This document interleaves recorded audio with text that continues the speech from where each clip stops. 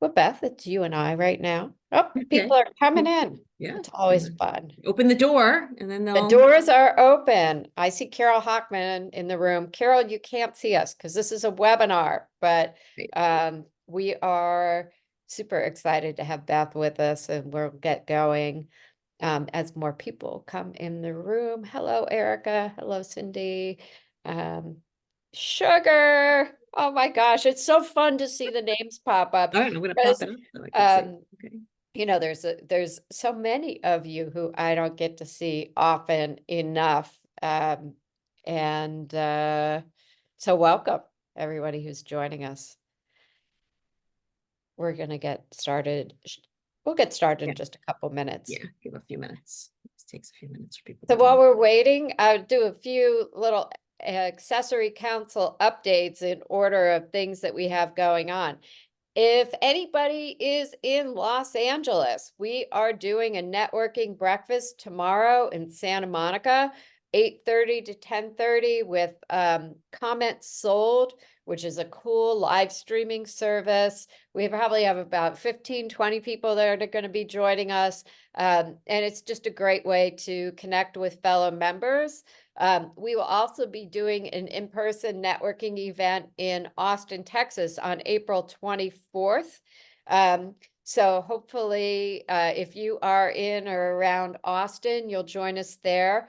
You probably will have noticed, if you haven't noticed, we're doing more local networking events. We did one last month in San Francisco. It is so much fun. Just getting to see people that we don't see on a regular basis. So watch for the newsletters that the Accessories Council sends out every Tuesday to sign up for those events. We have more in the works and we'll be announcing shortly. So this is the power month for the Accessories Council. We have our ACE Awards on May 7th. It's a new venue. We're going to be at the Pierre.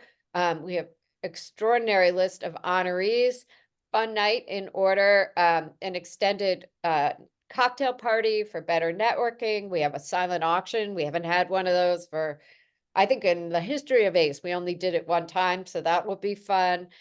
We have some giveaways planned and a few other surprises, not to mention some amazing people watching because we're starting to get the presenters and it's going to be a very cool night. We do have one editorial request out. If anybody has anything white, so think about casual white, white to wear to work or white to wear to a gala. You can submit those. We're working on some special stories for the magazine that will be printed and distributed digitally.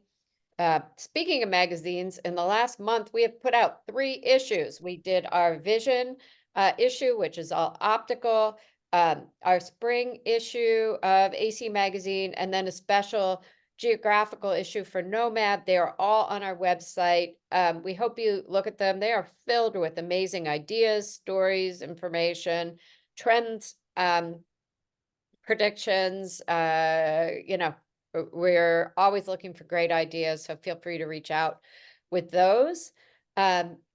Retailers, we have our showcase coming up. It's our first ever mini trade event.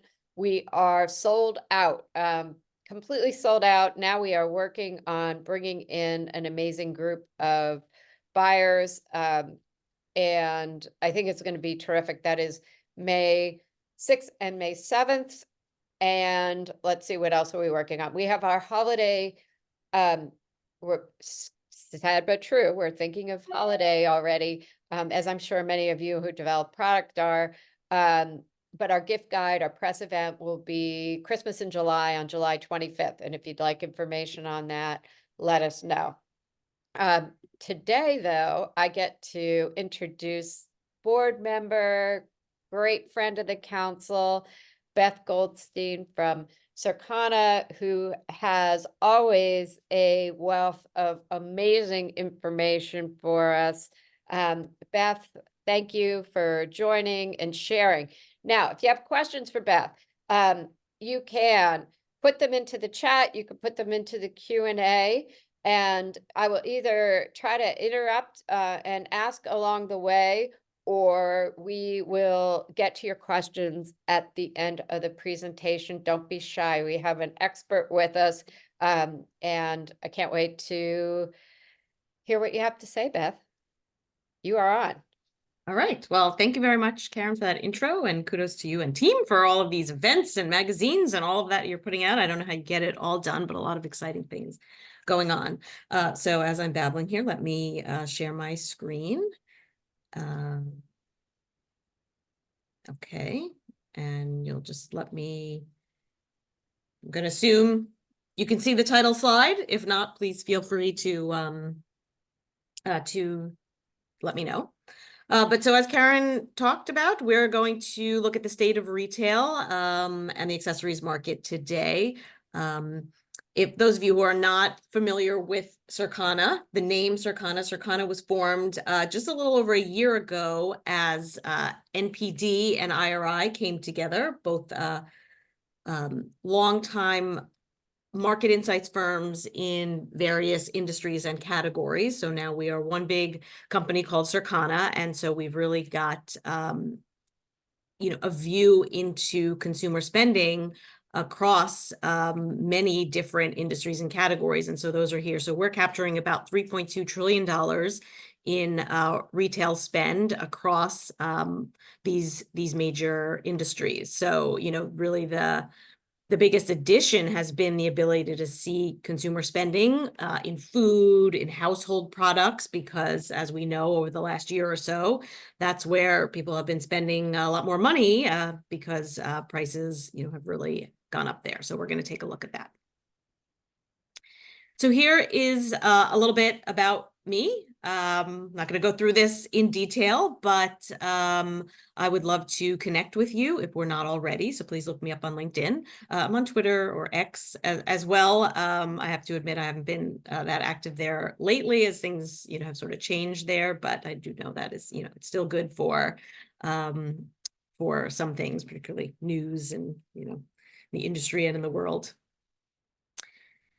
So here's what we'll cover today, and then you can see a little bit of a highlight for each topic. So first, we'll start with the broad look and look at what's happening across Circana's industries.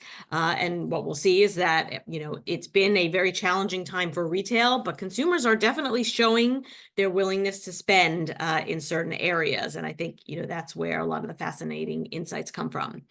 We'll look very briefly at the performance of various accessories and footwear categories, but I'm really going to focus most of the discussion on the consumer priorities that are really shaping retail in 2024 and beyond, and we'll look ahead as well for the opportunities to drive growth in what continues to be a more challenging market.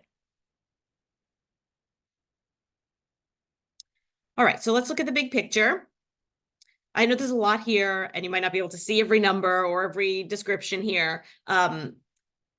These types of cross-industry slides have become much more meaty now that we are Circana and have the insight into many different industries. But, I do want to call out in some of the categories that are doing well in the purple, that are growing. Most of these are still being driven by price growth. So units are down across the board for most industries. One exclusion to that is prestige beauty, and we've talked about that before. But there are lots of lessons to be learned to for what's going on in beauty. So just the importance of self-care and health and wellness and innovation and little luxuries, particularly in a time when consumers are a little bit more strapped. And the power of social media. So we're going to talk about that as well. So lots of lessons coming out of the beauty space. Food and beverage, you see that retail food and beverage about a third of the way down. That's a big number in terms of the size of an industry. So that's where a lot of consumers are focused most of their spend. And then, the categories that I follow closely, footwear is flat, and then accessories has been tough. It's been, since the pandemic essentially has been one of the softer performing categories as consumer priorities have shifted. However, that does not mean that there is not opportunity. So in total, this is about this $3.2 trillion in growth, and it was up 3% versus the prior year. So here's a different view. It kind of combines some of these industries, but it looks at consumers' share, the share of consumer spend. So food, both retail and food service, have been taking up a bigger portion of consumers' wallets, as well as health and beauty, but to a lesser extent. And this has really come at the expense of fashion, as well as tech, which is really eagerly awaiting its replenishment cycle after a lot of purchasing was pulled forward during the pandemic. And we saw that with a number of industries. Home categories as well, which is more flat, but a lot of purchasing was bought during the pandemic, appliances, home products. And so those products haven't necessarily needed to be replenished yet. And so that's where innovation comes into play and why that's so important. We also know that consumers have been a bit freer with their spend when it comes to experiences like concerts, theme parks, events, travel.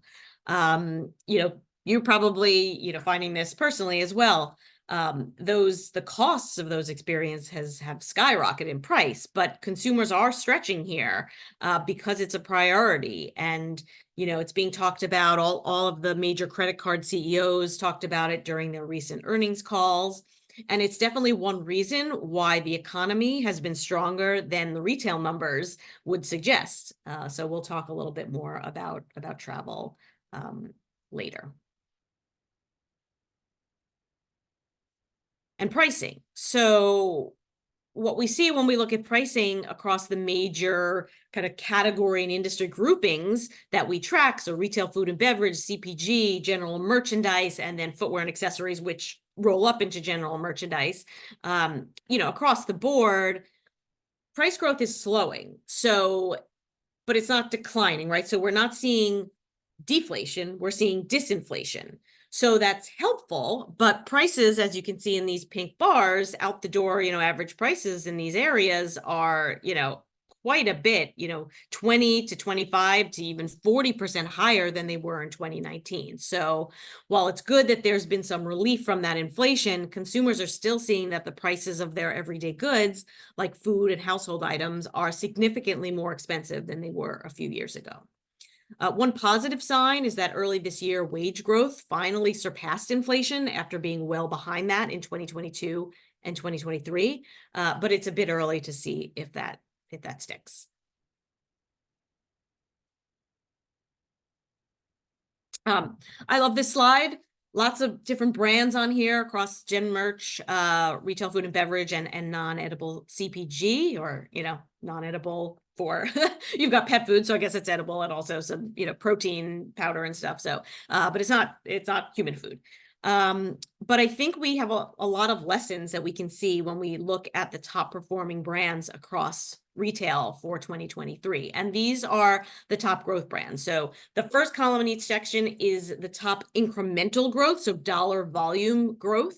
And then the second column in each is the fastest growth, so percentage-wise. So you can see smaller brands, maybe growing very quickly, so in the percentage, but it's usually the bigger brands that are growing in the absolute volume. So in general merchandise, which includes fashion, tech, beauty, toys, all of that, you'll see some brands, obviously, don't have to tell you about the Stanley craze. And then interestingly, across all of general merchandise, New Balance was the top fashion growth brand, followed by On and Nike. Now, Nike, I'm sure you're reading in the press, has had some challenges lately. Apparel is driving this growth in the universe that we're tracking, but also because Nike remains such a huge brand, any bit of growth really has a big impact on the market in terms of dollar volume. You also see, Touchland is interesting. So you've got some beauty on here across. Touchland is hand sanitizer, so packaged up in a very appealing way with very appealing scents. Jula's Pickleball, Awala, kind of piggybacks into Stanley with the water bottle craze. And then you see Stanley on both areas. So, and then moving into some of the other areas, what you see are some of the themes here. One is attainable status. So we're seeing the idea of luxury really kind of morphing into this more attainable status. And a lot of the brands that you see here, so Stanley, New Balance, On, the Touchland, that's about having the latest and greatest, even if that's not a luxury product. So $45 may seem like a lot for a water bottle, but it's not a lot for, you know, a status item. And same thing with footwear. We're seeing a lot of brands, and even into accessories, we're seeing a lot of brand with premium pricing, but not the highest tier of pricing, being very desirable, and really, you know, driving growth. You're also seeing a lot of health and wellness here. So you've got Prime, which is hydration and energy. Fast Twitch is Gatorade's energy drink. Celsius, the Protein, Dr. Squatch, which is personal care. Native, which is natural deodorant. Shark air purifier. Circle hydration. Also, you can mainly maybe even include Stanley in health and wellness, but I think that's secondary to the kind of popularity craze. And then also social media. So there are notations here where, you know, a brand has been heavily driven by social media. So, you know, definitely lessons to be learned by the brands that are doing well. And we have to think about how brands and, you know, in our space can really take advantage of some of these themes. And we're going to talk about them a little bit more.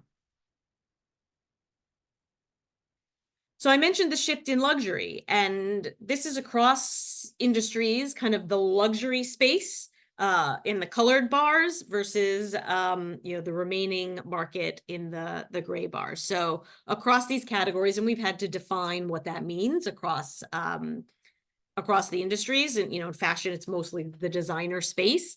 And in other categories, it's maybe price point thresholds. But you can see that across the luxury is underperforming. You know, there's a couple of things that are happening here. You know, one, that aspirational consumer that might have been stretching in years past can't really be doing that right now. Also, there are tough comps. I mean, luxury was pretty strong coming out of the pandemic. So in 2021 and into 2022, when consumers were feeling a little bit more flush from some of the stimulus packages, some of the money that they had saved because they hadn't been doing things over that past year. And now we're comping that. So of course, we're gonna, you know, we're going to struggle there. And then also just, you know, the new definition of luxury, and that social media is having a role in creating with some of these brands that are more in the mainstream space, but really more attainable. And we're also seeing, so it's the attainable luxury, but we're also seeing a little bit of that extreme luxury continuing to happen, you know, a smaller impact. But, you know, when we look at the handbag market by how we break them down into kind of different brand classifications, we're really not seeing much growth at all. The active leisure is where the athleisure comes into play. So brands that play in this space, contemporary is about flat, but those are the smallest categories. The bigger categories are the ones that are declining, including designer. But where we are seeing growth in designer is at that 3,000 plus. Now, that doesn't mean that there's not pockets of growth at lower price points, but as a price point range, when I break it down, we're seeing growth from that 3,000 plus, which is 22% of sales, and it's up 16%. And so that's where we're seeing some of this, you know, the consumer that can buy products in this range, you know, isn't feeling the pinch as much as that aspirational consumer.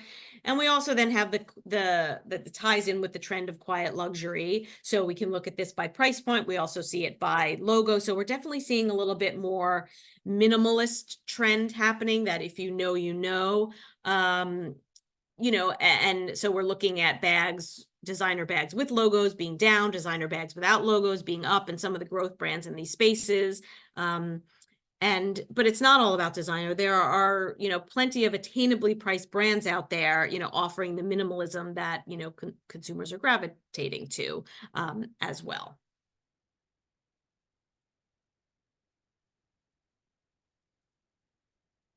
So let's just look at, very briefly, we're going to look at the state of the accessories market, and this is just in percentages, you know, the size of the business and in the percent change versus the prior year, from our, this is a combination of data sources because we track them differently. So, but it's all consumer reported. And so whether we are doing surveys or whether we are actually tracking consumer receipts like we do in the accessories categories, you know, this is kind of how we look at the market. So I put footwear and accessories categories together. The athletic and leisure footwear is the biggest piece of that. And it's also performing the strongest, and that's being driven by some categories within the athleisure space and footwear, and also the performance space. So the running, you saw some of the brands on that slide above. The running category has been very strong, particularly because of the popularity of some brands like Hoka and On and New Balance in that space. So that's driving growth there. Fashion footwear has been a little tougher. It had a nice recovery in 2022, but then, now is softened again as, consumers really look for, more casual, more sneaker related options. So that's not to say that there aren't pockets of growth in fashion footwear, like, so there are trends like ballets, drivers and loafers, and those are more versatile, more everyday, less dressy, but a little bit more tailored, but casual at the same time. The accessories categories, have been tough, continue to be tough. All in jewelry, all subcategories are down, but earrings gain the most share. So I think, that's just looking for a little bit more fun. We're still doing a lot on Zoom virtually. That category, lends itself well to that. In bags, backpacks, fanny, waist packs, small crossbodies are outperforming. So that looks, the hands-free sentiment and just potentially carrying smaller bags. Sunglasses were down, but that was really driven by actually a decline in average prices. Units were down just slightly. In small personal accessories, we are seeing, even though wallets overall have lost share over the last number of years, a little bit versus last year, wallets coming back a little bit, and then cosmetic bags as well. So that functionality tying in with beauty as well, and travel. And then, luggage, the luggage business, and I'll show you this a little bit later, had a very strong recovery. So that's where that I had that entitled above, that subtitle, From Recovery to Reality, really pertains to travel goods, because we had a nice recovery last year, but now slowing down a little bit. But consumers are definitely responding to travel products, and particularly when it's in a set that's offering value.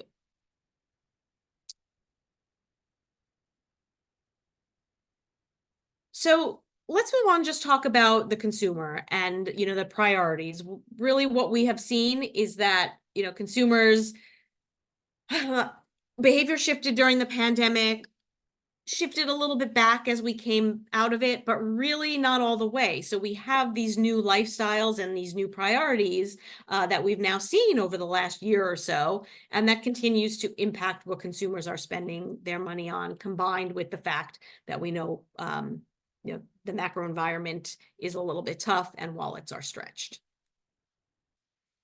So here's what we'll talk about. The first one, the need now, buy now. We'll look at that. So, we're definitely seeing consumers buying closer to need than ever before, and they're prioritizing what they're buying. So one example, and this is total general merchandise sales for holiday Q4 2023. So it was soft, down mid-single digits, both whether you look at the entirety of Q4 or those peak holiday weeks, which is what that holiday line is on the little box above the chart. But you can see the flow. All that's talked about as holiday gets going is the earlier and earlier that promotions are starting. And this has now been for the past, 3 years or so. And, we've got some big promotional activity that goes on in October now. You see a little bit of a boost, but things really don't get going until we get into that Black Friday and Cyber Monday week. And so you can see where the peaks were. And for the past 2 years, as Christmas moved into December week 4 and December week 5, that made December week 4 the most important week, and it was the peak week. So we're really seeing that last minute push despite the early promotions. And in the gray, you see the 2019, and I've got that here because the 2024 holiday calendar will mirror the 2019 calendar exactly. Basically, with Thanksgiving being a little later and Christmas being earlier. So Christmas now moves back into Wednesday of December week 4. So that flow will look very much like it did in 2019. So it's important to realize that we will see a compressed season between the peaks. And, so this is important to help, flow product, flow messaging, because as holiday starts earlier and earlier, we've got to keep consumers interested, and we've got to keep the flow of product and the messaging fresh. So this should help us plan as we're making kind of, Karen mentioned, oh yes, of course, we're talking holiday already. And I know a lot of product is put to bed already, but now as we head into really the planning of the marketing and the messaging and the merchandising, this is important to realize. The other big trend that we're watching, and it's across industries, footwear demonstrates it fairly well because of the seasonality of the business, is that we are really seeing a shift here. The seasonal categories for the past 5 quarters, have just not been as strong as the more transitional season-less categories. And so this is really important. Sandals and boots here have lost share, even in their respective peak time periods, and more transitional shoes and sneaker silhouettes have gained. So consumers are really looking for that versatility and value that more all year round styles can provide. And this isn't just isolated to footwear, as I mentioned. So I know some of the seasonal apparel categories have been tough, where there are seasonal accessories, same thing. So it doesn't mean that those categories are not important, because they will continue to be. We just can't count on them to like make or break the season like we used to. And part of this is that buy now, wear now, or the need now, buy now, because consumers are waiting.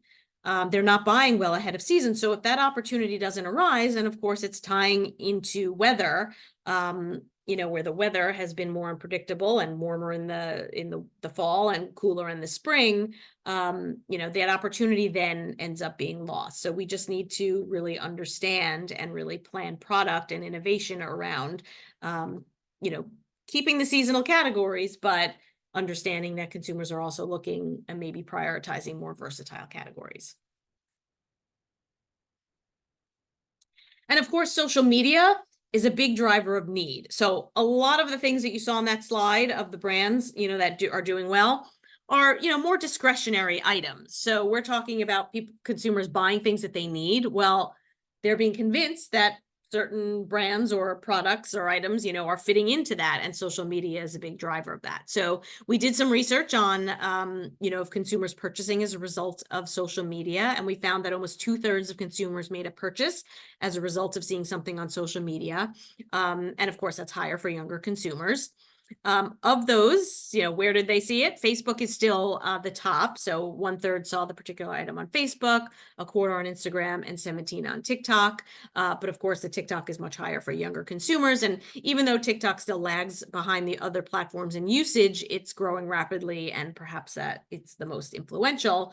And we know, the fate is a little uncertain right now. We're still watching that play out. So brands and retailers will have to monitor that, of course.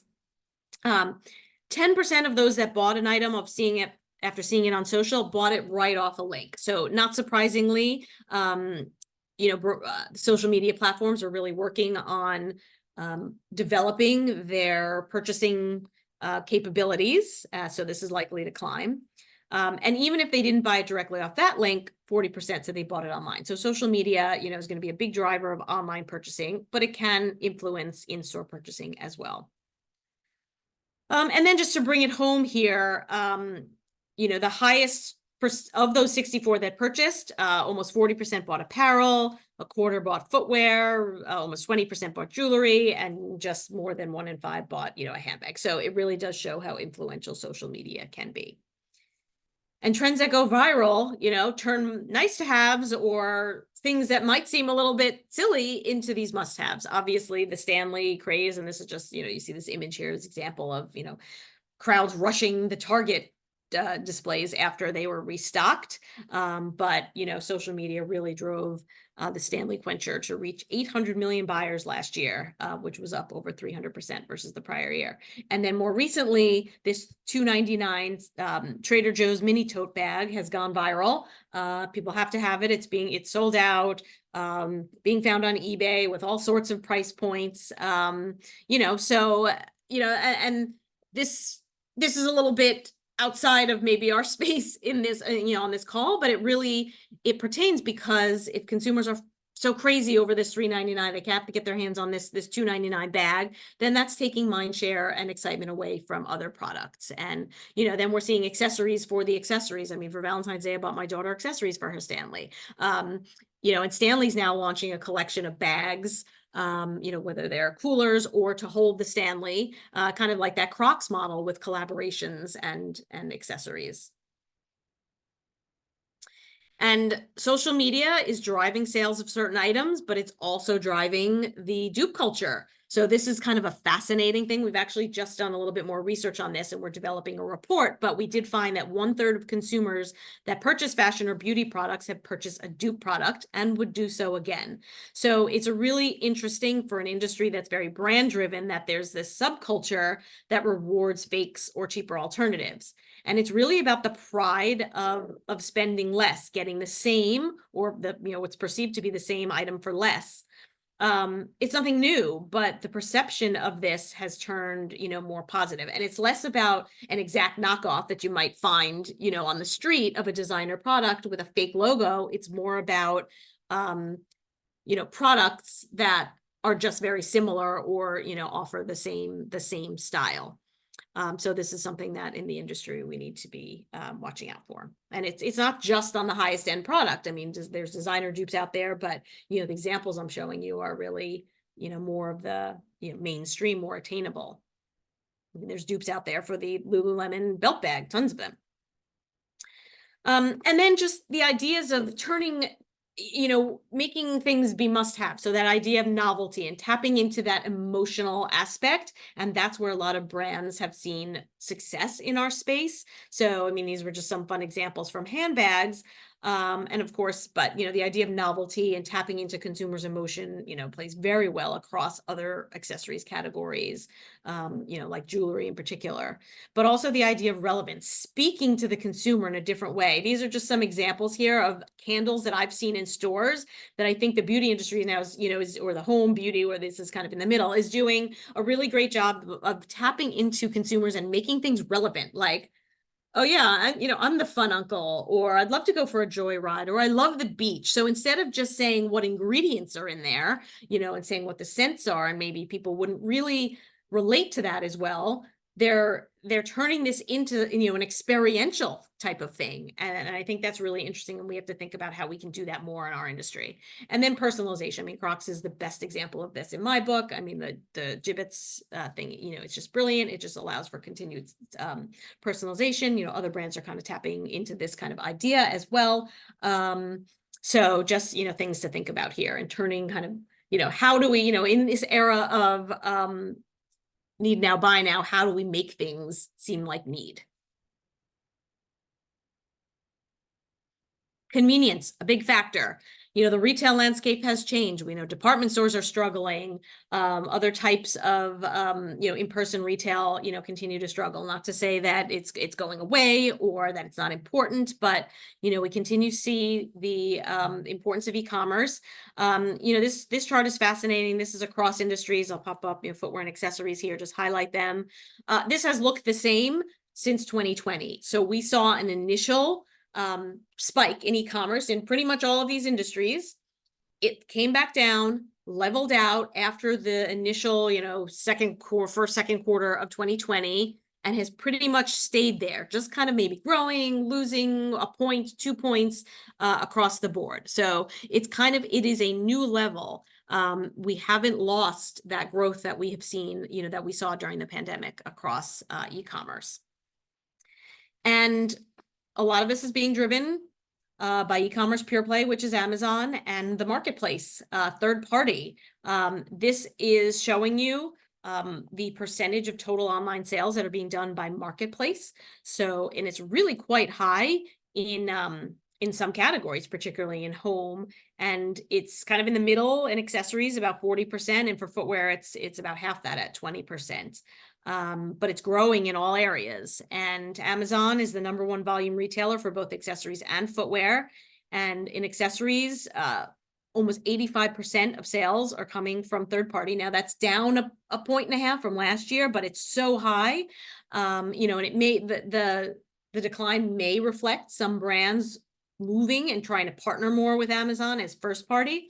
But in footwear, it's a little bit less than 2/3, and it continues to grow. So this just underscores the need to have a solid strategy to protect your brand and your brand at other points of distribution. And we're just seeing more onus being put on brands through marketplace, through more drop ship. And Macy's is continuing to build out its marketplace. Nordstrom just, during their earnings call, they noted that they're launching their marketplace. So it's really going to be interesting to see how this plays out in retailers that are really more about curation. But now you might go onto their site and just see this whole host of products like you see on Amazon. But the top reasons for shopping on Amazon are ability to buy everything I need from one place and fast delivery. So, convenience is really key when it comes to why consumers like Amazon.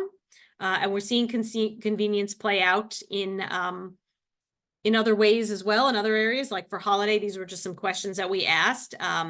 That Civic Science, a partner of ours, put out there. And it's interesting that it came up among Gen Z, that it was the top reason for shopping online. It was important for other generations as well, but as you get older, it was more about saving money and avoiding crowds. Whereas for Gen Z, it was about saving time, which was really interesting. And then over half of those that planned to buy gift cards during holiday said that it was, the reason was convenience, and that was 5 points higher than the prior year. So we really need to take into play, obviously many of you are playing on Amazon or online, but also how does physical retail start to really embrace this idea of convenience, because that is one of the biggest hindrances to physical retail right now. All right, travel. I mentioned travel and experience earlier. There is definitely demand out there. So we have not seen the passenger counts have basically come all the way back to where they were pre-pandemic. So that really strong recovery is past us. So now we have to say, okay, where are the opportunities to keep that momentum going when we talk about travel products and accessories that are related to travel? And that can be across the board. That can be footwear, it can be jewelry, it can be bags, it be, apparel. So it's really important that everybody is tuned into what's going on with travel. So there's definitely demand still out there. We found that over 40% of consumers said they plan to travel for leisure more in 2024 than they did in 2023, and a little bit more in business travel as well. So despite those high prices that I talked about, it's clearly a priority. So I think this meme here, really sums that up. And it's important because, as I mentioned, people buy things for travel. Now, as they're feeling a little bit more strapped, that's a little bit harder to maybe execute on, and maybe they're spending more of their wallet on the actual travel and have less to spend elsewhere. But we did also learn that when people aren't going anywhere, they're not spending. So we need people to be going, to doing, participating.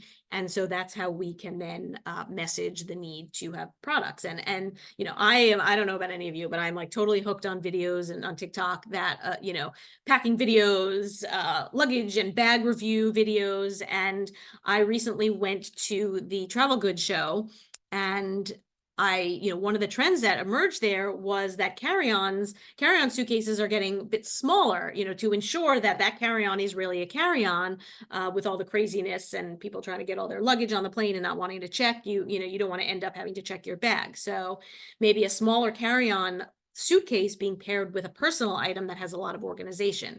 So then that becomes important, because when people are buying, the top categories people are going to buy for travel are casual and athletic apparel and casual and athletic footwear. What are the best products to then take with you to fit into that luggage? So some of the influencers that were there on panels talked about waterproof sneakers. So what is the best bag to bring for your travel? Maybe a handbag, or what are the best, versatile accessories, like things to, keep you warm if it gets chilly, like the scarf or, hat or something like that. So it's really important to think about. And also, luggage and accessories a little bit lower on the planned purchase, which is not surprising because it's a lower purchase frequency categories, but it highlights the need for potentially cross merchandising opportunities to, tell a travel story, with all of the things that are appropriate and for travel and, will make that trip easier. And, I mentioned that, from recovery to reality, the travel goods area really had a nice, strong rebound. We changed our methodology, so I don't have the 2019 numbers anymore, but I think that, the market is now about 25 to 30% higher than 2019 in dollars, but about flat to 2019 in units. So it's come all the way back, but you can see in the last year, it came all the way back last year. So in the last year, it basically leveled out because that momentum just purely from the return to travel has slowed because that return has happened already. So we've got to keep that momentum up. One area that you might not be thinking about in terms of travel, Lululemon has really kind of turned its focus to travel and bags in general. We know the fanny pack has been wildly successful, and that's driving it because it's in this definition here. But Lululemon is going after other categories, that other brands play in as well. So they're telling a really strong travel story as well, and of course offering very versatile options across their apparel and accessories options. So travel, very important. That's what I'm trying to say.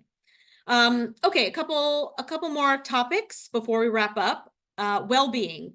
So the themes of health and wellness continue to evolve and what that means. And, years ago, it maybe was really just centered more on exercise and food and diet. But now, of course, we're seeing sleep and mental health come into play, and the work-life balance, that's really become more important over the last couple of years. Even a comfort wardrobe, right? So that's how it manifests itself in terms of some of the categories that we're playing in. So important to think about.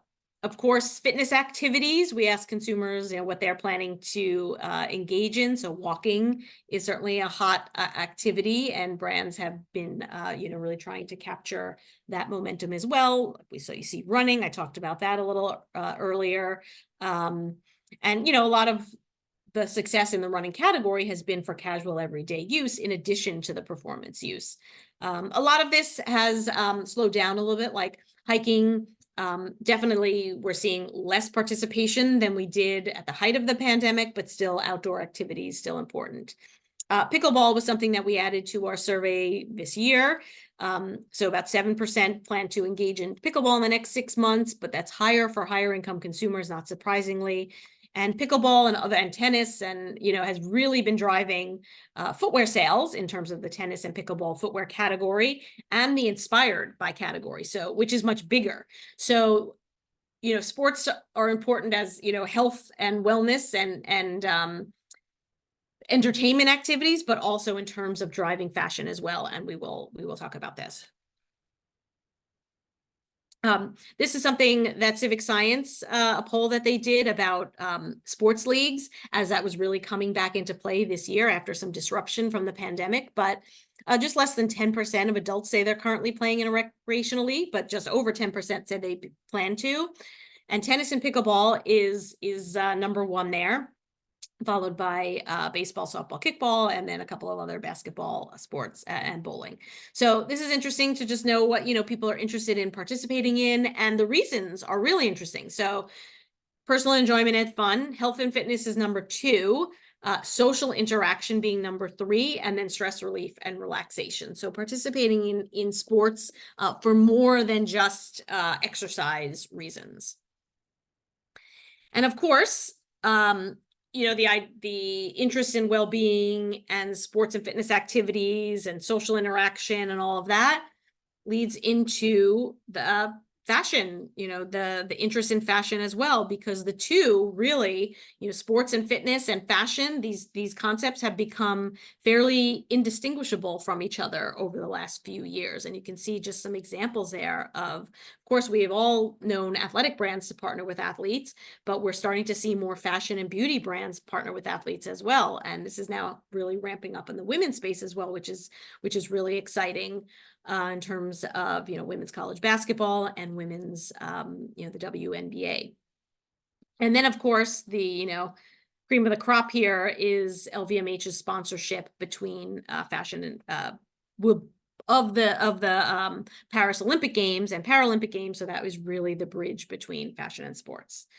So we'll talk about that, as we wrap up, but just we'll see during the summer games, the blending of fashion, luxury, sports, and offering opportunities for brands, even not officially associated with the Olympics, to take advantage. All right, and lastly, I want to talk about work. And so I've been following this data for some time, and so I've shown it to you before, but it's really important to keep tabs on to just understand, the mindset of consumers and just the work-life balance and just what does work look like. It's no longer about, returning to the office, right? Many people are going back to office, maybe some days a week, maybe all full-time, maybe not at all. And you can see by this data by Castle Systems of the weekly office occupancy rate across 10 major metro areas in the US, that it's really been pretty stagnant at 50% of pre-pandemic levels for about a year. It's looking maybe like it's inching up as we head into 2024, but a long way to go to be where we were before. So we just need to really embrace this new reality and expand the narrative. We also see that business casual continues to dominate in terms of dress codes. So it's not that, people were going back to the office and now all of a sudden dress, apparel, and footwear and accessories are going to pick up again. A little bit, yes, but it's mostly, apparel, business casual, and business casual continues to grow at the expense of business professional. So, that changing of the narrative. So pre-pandemic, work might have been the biggest occasion that we talked about for dressing or dressing up. But now consumers just have, many more priorities. And we'll talk about that in a minute. But, some recent survey work we did is that of those that are employed, for over 40% said that they will work from home 2 days a week in the next month. And for higher income consumers, it's even higher. So that's not surprising because the jobs that, tend to be more conducive to in-person work are more, white collar. And then we also know that dress codes are largely more casual. So just a couple of more data points around that. So types of footwear worn for work outside the home, largely casual, and just, a lot out there in terms of the shifts in apparel, and maybe more athleisure brands getting into the workspace, even in traditionally more dressed up professions like on Wall Street.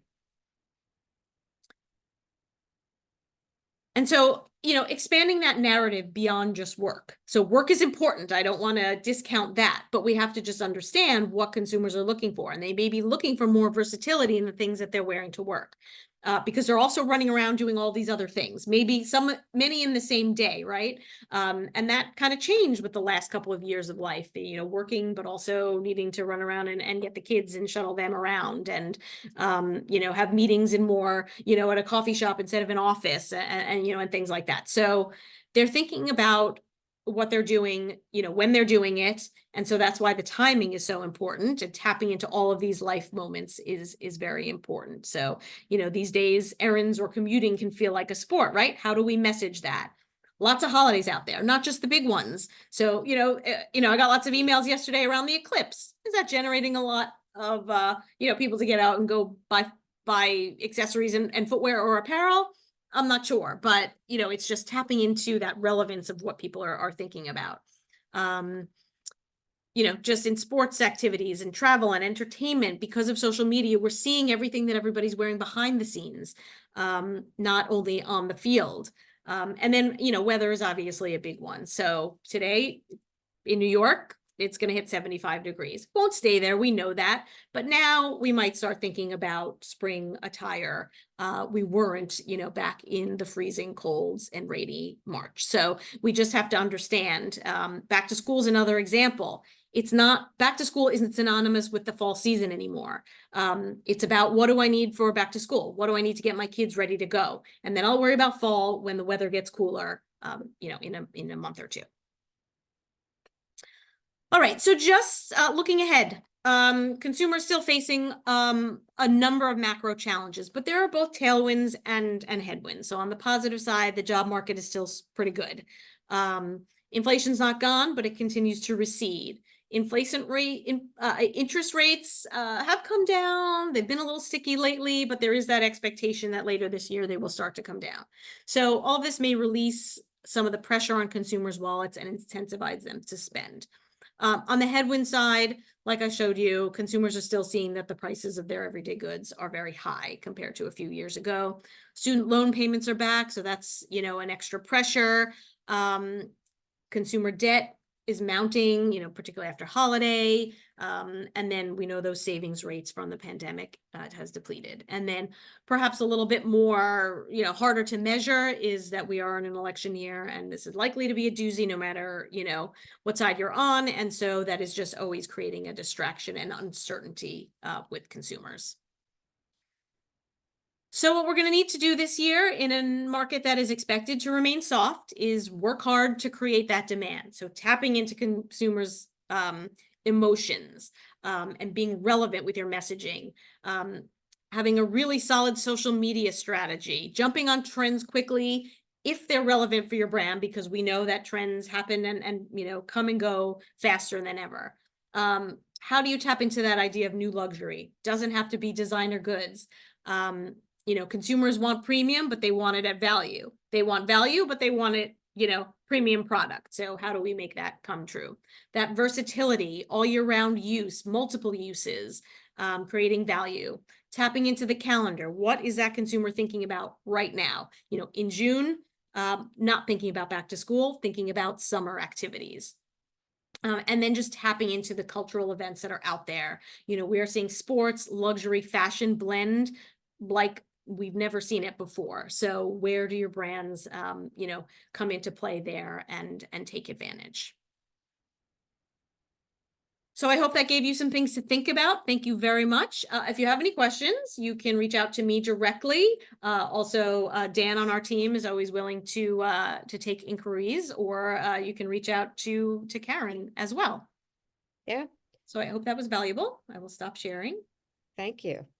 So there were a couple questions. Okay. One easy one. We have recorded this session, Great. and for all of our educational sessions, if you go to accessoriescouncil.org, we have a tab that says YouTube, and our recordings of this and other, this will take a few, maybe it'll be at the end of the day or tomorrow, but all of our presentations that can be recorded are recorded and are posted there. So you can consume them when it's convenient for you from wherever you are. So Beth happens to be one of our popular rewatches, and it will definitely be up there so you can have your teams watch too.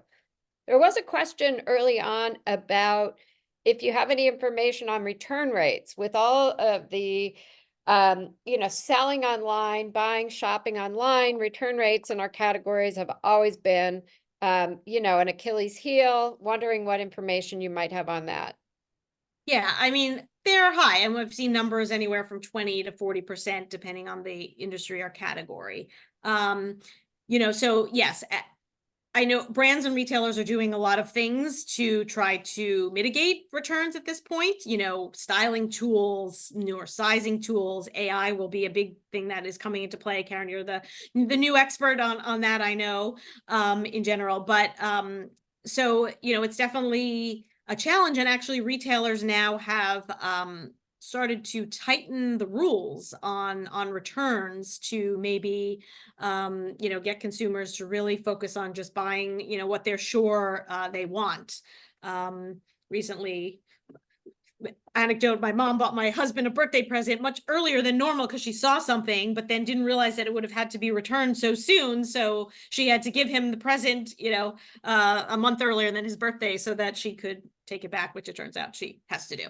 So, so definitely, yes. So that's definitely something that comes into play. It's been the case for now some time. So while we don't track return rates, our e-commerce numbers, it's always been apples to apples, and we've continued to see those e-commerce rates remain steady over the last couple of years.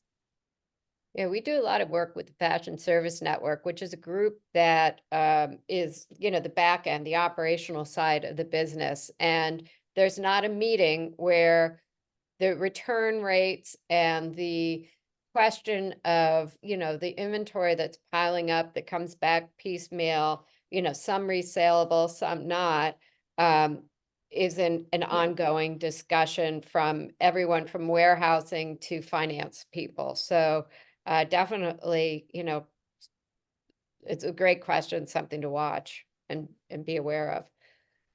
Any other questions? Oop, hold on, we got one coming in this way.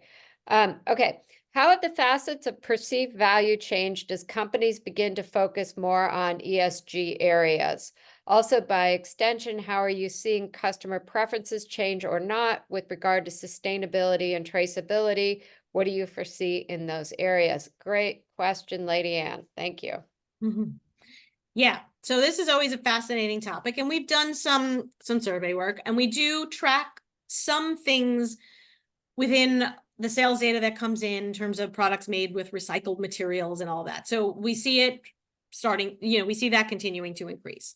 When we survey consumers, it tends to continue to increase in importance, not only driven by younger consumers, but that's where we see the bulk of that driving.